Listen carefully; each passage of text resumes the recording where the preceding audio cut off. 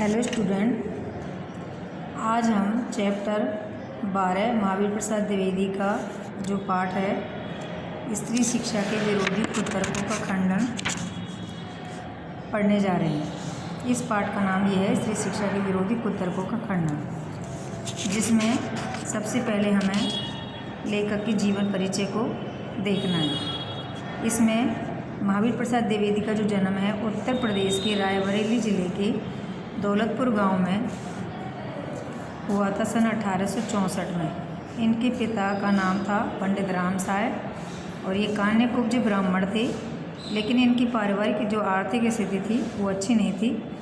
फिर भी इन्होंने स्कूली शिक्षा पूरी करके रेलवे में नौकरी कर ली, लेकिन कुछ समय के पश्चात इन्होंने रेलवे से भी इस्तीफा दे दिया।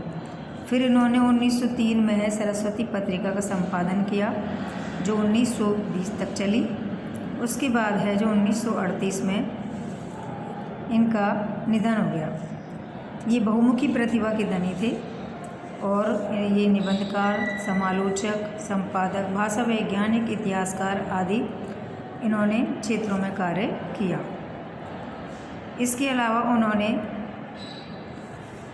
व्याकरण और वर्तनी के नियम स्थिर किए, मतलब व्याकरण में जो उचित स्थान पर जो संज्ञा सर्वनाम वगैरह हैं उनको कहाँ रखना है, कैसे रखना है और उनकी जो मात्राएं हैं वगैरह उनको निश्चित किया। इस तरह से गद्य की भाषा का परिष्कार किया और इन्होंने अपने उस समय के कवियों और लेखकों को साहित्य रचना में मार्गदर्शन किया, अर्थात उनको आगे का मार्ग दिखाया और उनकी गलतियों को भी समझाया।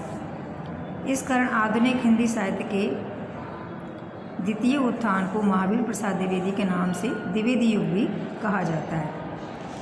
इसके अलावा इनकी दो प्रकार की रचनाएं हैं, एक मौलिक रचनाएं हैं और एक अनुदित रचनाएं हैं। तो मौलिक रचनाएं वे होती हैं जो स्वयं की बनाई होती हैं और अनुदित वो होती हैं जो किसी अन्य भाषा से को लेकर के अनुवाद की हुई होती हैं अपनी भाषा में। तो मौलिक रचनाओं में है काव्य मंजूषा, सुमन और अबला विलाप, कान्य कुब्ज, कविता कलाप। इसके अलावा है संपत्ति शास्त्र, महिला मोद, रसज्ञ रंजन, साहित्य सीकर आदि। इसके अलावा जो अनुदित रचनाएं हैं जो दूसरी भाषा से अनुवाद करके लिखी गई हैं, विनय विनोद है और ऋतु तरंगणी है, रघुवंश है। इसके अलावा बैगन विचार रत्नावली है।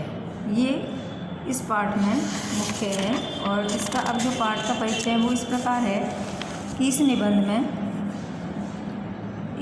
में ये बताया गया है कि 21वीं शताब्दी में जो स्त्री शिक्षा है वो ज्ञान के क्षेत्र में, कृषि को विज्ञान के क्षेत्र में, निजी क्षेत्र में, व्यापार के क्षेत्र में और वाणिज्य के क्षेत्र में है जो आगे बढ़ रही है। स्त्री शिक्षा इतनी आगे बढ़ गई है कि वह बराबरी की टक्कर ले रही है, पुरुष के कंधे से कंधा मिलाकर समाज के निर्माण और विकास में योगदान दे रही है। लेकिन इसके लिए स्त्री शिक्षा के जो पक्षधर हैं, सुधारक हैं, उन्होंने रूढ़िवादी समाज से कड़ा संघर्ष किया है, तब जाकर के स्त्री शिक्षा इतनी आगे बढ़ी है। इस निबंध में स्त्री शिक्षा को समाज परिवार के विघटन का और पतन का कारण मानने वाले जो दकियानूसी हैं उनको उनकी सोच को अकाट्य तर्कों द्वारा जो स्त्री शिक्षा के पक्ष में वो लोग करते हैं। इसके साथ ही इसमें दकियानूसी और अप्रासंगिक परंपराओं का अंधानुकरण करने के बजाय विवेकपूर्ण और तर्कपूर्ण परंपराओं को ग्रहण करने की बात कही गई है। इसकी भाषा शैली है जो हिंदी के द्विवेदी युगीन गद्य की एक वानगी प्रस्तुत करती है। कहने का मतलब है इसके बारे में बताती है। Thank you.